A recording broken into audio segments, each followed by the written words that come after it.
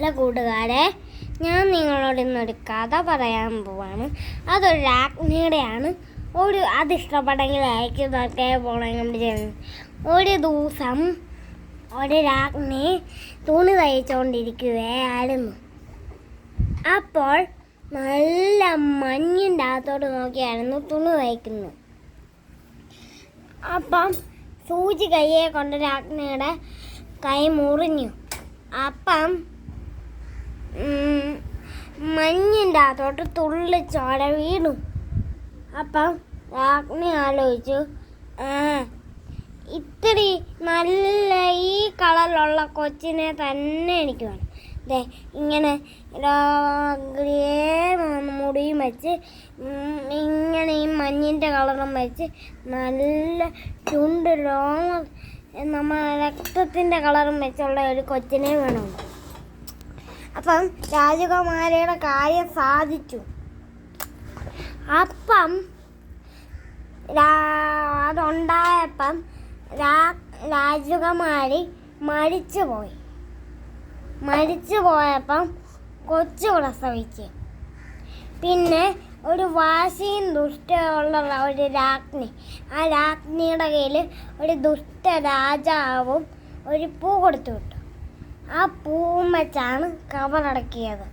പിന്നെ അത് കഴിഞ്ഞ് ആ രാജ്ഞി വിചാരിച്ചു, അപ്പം ആ കൊച്ചിനെ സുന്നത്തെന്ന് വിളിക്കുമെന്ന് പറഞ്ഞു. അപ്പം ദുഷ്ടരാജ്ഞി വിചാരിച്ചു, ഈ കൊച്ചിനെ അങ്ങ് കൊന്നു കളഞ്ഞേക്കാം. അപ്പോൾ ഒരു വേട്ടക്കാരനെ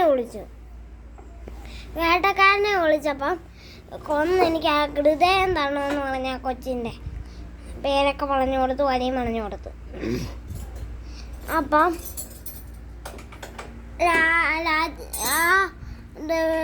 വേട്ടക്കാരൻ എന്നെ അടുത്തു. ആ കൊച്ചിനെ കൊല്ലാൻ കൊണ്ട് കാട്ടി കൊണ്ടാക്കി കഴിഞ്ഞാണ്, എൻ്റെടാ ഈ കൊച്ചിന് എന്തോ ഒരു സൗന്ദര്യം, ഞാൻ ഇവളെ കൊല്ലുന്നില്ല. അപ്പോൾ വാളെടുത്തപ്പോഴാണ് ആ കാര്യം മനസ്സിലായത്. നിനക്ക് എന്തൊരു സൗന്ദര്യം, ഞാൻ നിൻ്റെ ഹൃദയത്തിൽ ഇത് മുട്ടിക്കുമ്പോൾ എനിക്ക് സങ്കടമാണെന്നൊക്കെ, നീ കാട്ടിൽ തന്നെ താമസിച്ചോളാൻ പറഞ്ഞ് താമസിപ്പിച്ചു. എന്നിട്ട് അവൻ അവിടെ നിന്ന് കൊണ്ടുപോകാൻ കഴിഞ്ഞില്ല. അപ്പം അവൻ അവിടെ നിന്ന് പോയി. അപ്പം അവിടെ ഒരു ജീവിയെ കണ്ടു. ആ ജീവിയുടെ നടുക്ക് കത്തി വെച്ച് ആ ഹൃദയം രാജ്ഞിക്ക് നൽകി. അപ്പം രാജ്ഞി ഓർത്തു ഇതാ സുന്നത്തിൻ്റെ ആണെന്ന്. അപ്പം പിന്നെ രാജ്ഞിക്ക് പിന്നെ പിന്നെ വേട്ടക്കാരൻ പറഞ്ഞ്, ഹേയ് അത് സുന്നത്തിൻ്റെ അല്ല, അത് വേറെ ഒരു മനുഷ്യൻ്റെ. അപ്പോഴാണ് മനസ്സിലായത്, ഇതെന്നെ പറ്റിച്ചോ, ഇനി ഇതിനെ വിളിക്കണ്ട, ഞാൻ തന്നെ ചെയ്യുന്നതാണ് നല്ലത്. അപ്പം സുന്നത്ത് അടുത്തെന്ന് വെച്ചാൽ കാട്ടിൽ ഒന്നുമില്ലായിരുന്നു. അവളെ എല്ലാ സിംഹങ്ങളൊക്കെ കാണുന്നുണ്ട്. പക്ഷെ അവൾ പേടിച്ചിരുന്നു. പക്ഷെ അവളെ ഒന്നും ചെയ്തില്ല. പിന്നെ അവളൊക്കെ പോകേണ്ട വീട്ടിലോട്ട് പോകാൻ വേണ്ടിയിട്ട് പോയി. അങ്ങനെ അവസാനം കുറച്ച് കൊള്ളന്മാരുടെ വീട്ടിലെത്തി. അപ്പം അവിടെ നല്ല ടേബിളും നല്ല കസേരയുള്ള വീടായിരുന്നു. അപ്പം ആ ടേബിളിൽ കുറച്ച് ആഹാരം എടുത്ത് കഴിച്ചു. എല്ലാ ഗ്ലാസ്സിലിരുന്ന് പാലും എടുത്ത് കുടിച്ചു. എന്നിട്ട് നട കയറി അവിടെ എന്നും കൊള്ളന്മാർ സ്വർണം വിൽക്കുന്നുണ്ടായിരുന്നു. അവരുടെ കയ്യിൽ അത് വലയ്ക്കകത്തിട്ടു. അപ്പോൾ സുന്നത്ത് അവർ വേറെ സ്ഥലത്തായിരുന്നു, അവിടെ ഒന്നും കണ്ടില്ല. അവർ വേറെ സ്ഥലത്തായിരുന്നു, ഒരാൾ പോലും അവിടെ ഇല്ലായിരുന്നു. അപ്പോൾ സുന്നത്ത് നട കയറിയിട്ട് അവിടെ നല്ല ബെഡ്റൂം കണ്ട് അവിടെ കിടന്നുറങ്ങി. അപ്പോൾ കൊള്ളന്മാർ തിരിച്ചു വന്നു. അപ്പം അവർ നോക്കിയപ്പോൾ അവർക്ക് കഴിക്കാൻ കുറച്ച് സാധനങ്ങൾ എടുത്തു. അപ്പോൾ അവർ കണ്ടു, ഇതാരാണ് ഞങ്ങളുടെ വീട്ടിലെ ഭക്ഷണം കഴിച്ചത്? ഹായ്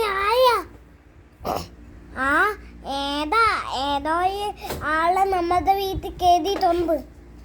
അങ്ങനെ പറഞ്ഞു. അങ്ങനെ ഉള്ള ഭക്ഷണം അവർ കഴിച്ചു. പിന്നെ അവൾ നട കയറിപ്പോയി. അപ്പം ഒരു ബെഡ്റൂമിൻ്റെ അകത്ത് കിടക്കുന്ന ആ സുന്നത്തിനെ കണ്ടു. ഒരു ബെഡ്റൂമിൻ്റെ അകത്ത് നല്ല സ്വസ്ഥമായിട്ട് കിടന്നുറങ്ങുക. അപ്പം ആ സുന്നത്തിനെ അവർ കണ്ട്. എന്നിട്ട് സുന്നത്തിനെ കണ്ടിട്ട് അവളോട് ചോദിച്ചു, ആരാണ് ഞങ്ങളുടെ ഈ ഭക്ഷണം കട്ട് തിന്നത്, ആരാണ്? അപ്പം സുന്നത്ത് അവളുടെ കാര്യങ്ങളെല്ലാം പറഞ്ഞു കൊടുത്തു. അപ്പം അവരെന്നടുത്തു. അവർ പറഞ്ഞു, നിന്നെ ഞങ്ങൾക്ക് വേണം. അപ്പം നീ അവൾക്ക് ഞങ്ങൾക്ക് വേണ്ടി തുണി കഴുകണം, പാത്രം കഴുകണം, എല്ലാ പാചകം ചെയ്യണം. അപ്പം അവൾ തുണി കഴുകി, അവൾക്ക് വേണ്ടി പാത്രം കഴുകി, ഭക്ഷണം ഉണ്ടാക്കി, ഇതെല്ലാം അവൾ ചെയ്തു. എന്നിട്ട് ആ രാജകുമാരി ആ ദുഷ്ടരാജകുമാരിയുടെ റൂമിൽ ഒരു മാന്ത്രിക കണ്ണാടി ഉണ്ടായിരുന്നു. മാന്ത്രിക കണ്ണാടിയോട് എന്നും ചോദിക്കും, ആരാണ് ഈ ലോകത്തെ ഏറ്റവും വലിയ സുന്ദരി? കണ്ണാടി സത്യം പറയും, ആരാണ് ഈ ലോകത്തെ ഏറ്റവും വലിയ സുന്ദരി? അപ്പം കണ്ണാടി പറഞ്ഞു, താങ്കളാണ് ഏറ്റവും വലിയ സുന്ദരി. പക്ഷേ ഇന്ന് താങ്കളുടെ സൗന്ദര്യത്തിന് വിലയില്ല. അപ്പം സുന്നത്താണ് അതിനേക്കാളും സുന്ദരി. അപ്പം അവളുടെ പണം കാണിച്ചു കൊടുത്തു. അപ്പം ദുഷ്ടരാജ്ഞി ചോദിച്ചു, അവൾ എവിടെയാണ്? അപ്പം കണ്ണാടി പറഞ്ഞ്, അത് അവൾ കുറച്ച് പൊക്കമില്ലാത്ത മനുഷ്യന്മാരുടെ വീട്ടിലാണ്. അപ്പം രാജ്ഞിക്ക് ദേഷ്യം വന്നു. അങ്ങനെ ആ കൊള്ളന്മാരുടെ വീട്ടിലോട്ട് രാജ്ഞി വേഷം മാറിപ്പോയി.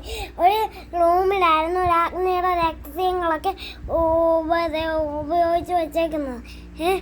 അപ്പോഴേ വേഷം മാറിപ്പോയി, രഹസ്യങ്ങളൊക്കെ ഉപയോഗിച്ച് വെച്ച്. എന്നിട്ട് നല്ല കുട്ടി, നിന്റെ ലേസിന് നിന്റെ ഉടുപ്പിൻ്റെ ലേസിന് കുഴപ്പമില്ലേ, ഞാൻ റെഡിയാക്കി തരാം. അങ്ങനെ ഇങ്ങനെ അതേ പിടിച്ചു വലിച്ചു. അപ്പം സുന്നത്തിന് സാഹസം കിട്ടിയില്ല. അപ്പം മരിച്ചു വീണു, ഒല വീണ്. പക്ഷേ മരിച്ചില്ല. അങ്ങനെ കൊള്ളന്മാർ തിരിച്ചു വന്നപ്പം സുന്നത്ത് പുറത്ത് കിടക്കുന്നുണ്ട്. അപ്പം അവളെ സുന്നത്തേന്ന് വിളിച്ചു. അപ്പം പേരൊക്കെ അവൾ പറഞ്ഞു കൊടുത്തേക്കുമായിരുന്നു ആദ്യം. സുന്നത്തേന്ന് വിളിച്ചു. അപ്പം സുന്നത്ത് എഴുന്നേറ്റു.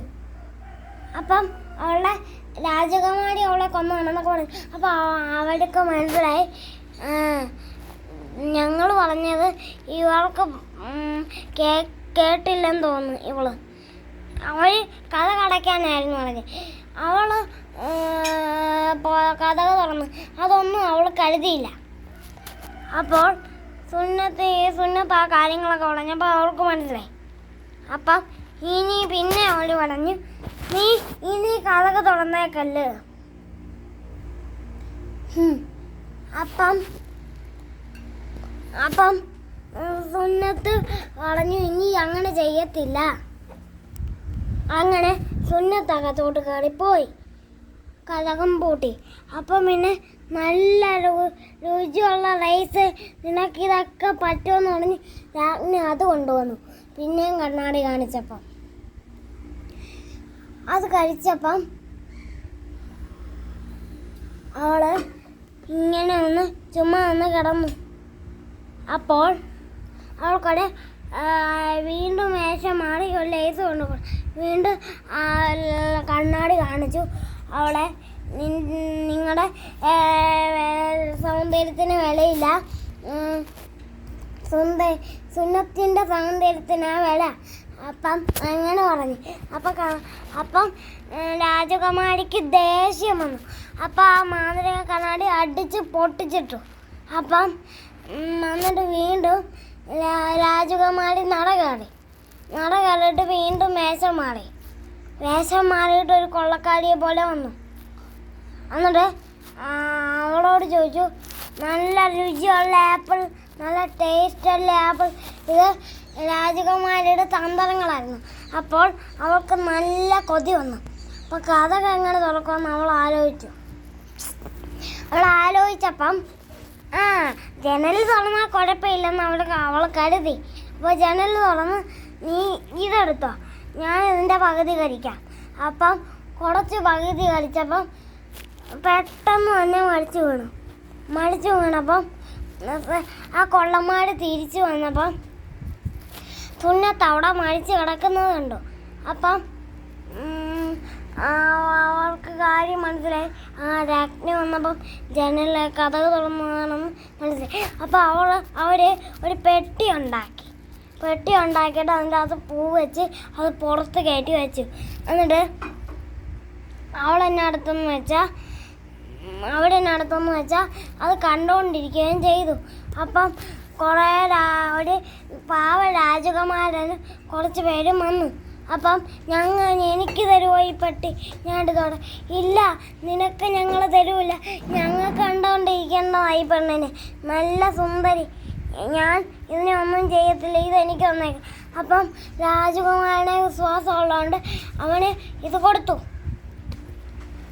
കൊടുത്തപ്പം ആപ്പിൾ കഷണം വായിന്ന് തടച്ചു പോയി. അപ്പം സുന്നത്ത് എഴുന്നേറ്റ് വന്നു തിരിച്ച്. അപ്പം സുന്നത്തിൻ്റെ കാര്യങ്ങളൊക്കെ രാജകുമാരനോട് പറഞ്ഞു, അങ്ങനെ ഇങ്ങനെയാണെന്നൊക്കെ.